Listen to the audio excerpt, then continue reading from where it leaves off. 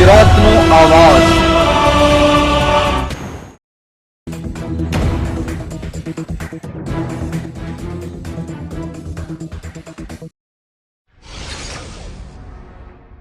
મહીસાગર જિલ્લાના બેંકના કર્મચારી જ પૈસા લઈને ફરાર।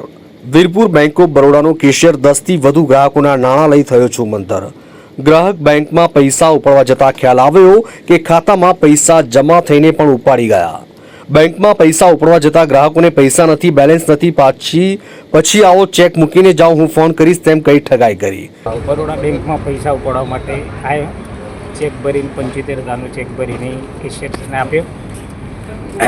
એમણે એવું કીધું કે તારે પેમેન્ટ નથી તો હું તમને ફોન કરું, પેમેન્ટ આવે, ગાડી આવે એટલે તમને ફોન કરીને બોલાવીશ। એ રીતે મોબાઈલ નંબર લખાવ્યો પાછળ, ચેક આપીને જતો રહ્યો।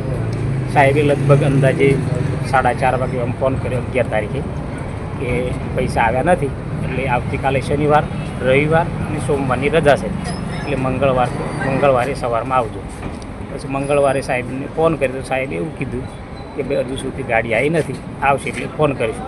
2-3 વખત ફોન કર્યા પણ કોઈ સરખો જવાબ આવ્યો નહીં, એટલે હું પાછું બેંકે આવ્યો, અહીંયા વાત કરી, એવું કીધું કે અહીંયા ખાવા ગયેલા, એટલે આવી એટલે પછી વાત કરીએ, પણ એ આવ્યા નહીં, એમની તપાસ કરતા કોઈ મળ્યા નહીં, એટલે પછી સીધું મેનેજર સાહેબની વાત કરી। તો મેનેજર સાહેબ કીધું તમે મારી પાસે આજે જ આવ્યા છો ને? મેં કીધું હા સાહેબ। તો તમે તે ખુલાસો કરી આપો, મારે પૈસાની જરૂર છે અને છોકરીનું લગ્ન લીધેલું છે। એટલે સાહેબ એમ કીધું તમે કાલે રવિવારની રજા છે એટલે સોમવારે આવો, તમને કરી આપી છે। એટલે હું આજે સવારમાં 11 વાગે આવ્યો, સાહેબે કોઈ બોલ્યા નહીં, પણ ખાલી અરજી લીખિતમાં સાહેબને આલી જાણ ખાતર હજુ સુધી કોઈ જવાબ આપ્યો નથી કે અમે તમે પૈસા આપીએ કે પાછા જમા કરીએ, એવું કશું કહેવામાં જ બધું આવ્યું નથી।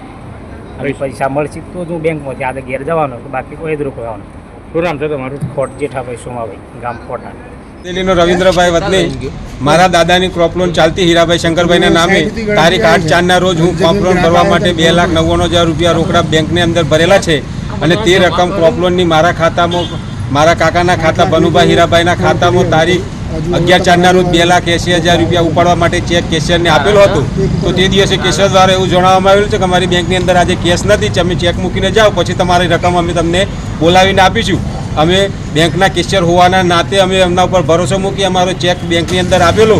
ત્યારબાદ એને તે રકમ પાસબુકમાં માલુમ કરતો 11 તારીખે જ કેશ ઉપાડી લીધેલી હોય, અને અમોને 2-3 દિવસની રજા હોય, 15મી તારીખે 1.5 લાખ જેટલી જ રકમ આપી, પછી આપીશું એમ કરીને 17મી તારીખે બોલાવી, અને 17મી તારીખે 50,000 આપી, 80,000 બાકી હતી એ રકમ પછી આપીશું એમ કરીને ના આપી। અમે ત્યારબાદ મેનેજર સાહેબને જાણ કરતો, મેનેજર સાહેબે આશ્વાસન આપેલું કે તમારી રકમ તમને મળી જશે, પણ હજુ સુધી અમને રકમ મળી નથી।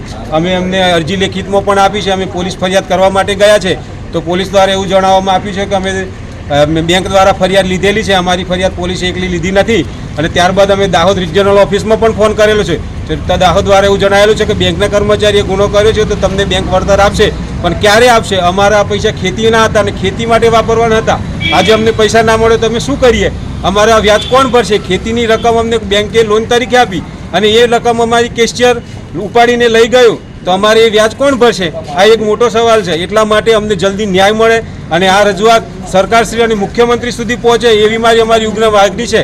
અને આપણા કલેક્ટર સાહેબ નવા અર્પિતા મેડમને પણ આ રજૂઆત કરો કે જેવી તરહ કે આ બેંકો દ્વારા આવું કૌભાંડ આચરવામાં આવે અને લોકો આટલા બધા ઉલ્લુ બને છે, એટલે એમને પણ જાણ કરે અને આ બહારનો સ્ટાફ ભરતી કરી, અને હિન્દી ભાષી હોય, લોકોને ખબર પડતી નથી, એટલા માટે લોકોને હિન્દી શીખવાનું હોય કે બેંકોના કર્મચારીને ગુજરાતી શીખવાનું હોય, એના પણ આગળ કાર્યવાહી કરે એવી મારી અંગત માગણી છે। શું નામ આપનું? મારું નામ રવિન્દ્રભાઈ કાંતિભાઈ પટેલ, ગામ ગાદેલીનો રહેવાસી છું। વીરપુર બરોડા બેંકના અલગ અલગ ખાતેદારોના અંદાજિત 20 લાખ લઈ કેશિયર થયો ફરાર। ગ્રાહકો દ્વારા વીરપુર બરોડા બેંકમાં લેખિત અરજી કરતા બેંક મેનેજરને ખબર પડી। બેંક મેનેજર દ્વારા પણ વીરપુર પોલીસ મથકે અરજી આપી પોલીસે તેને શોધવાના ચક્રો ગતિમાન કર્યા તેવું સૂત્રો દ્વારા માહિતી મળી રહી છે। સંતરામપુરથી અમીન કોઠારીનો રિપોર્ટ।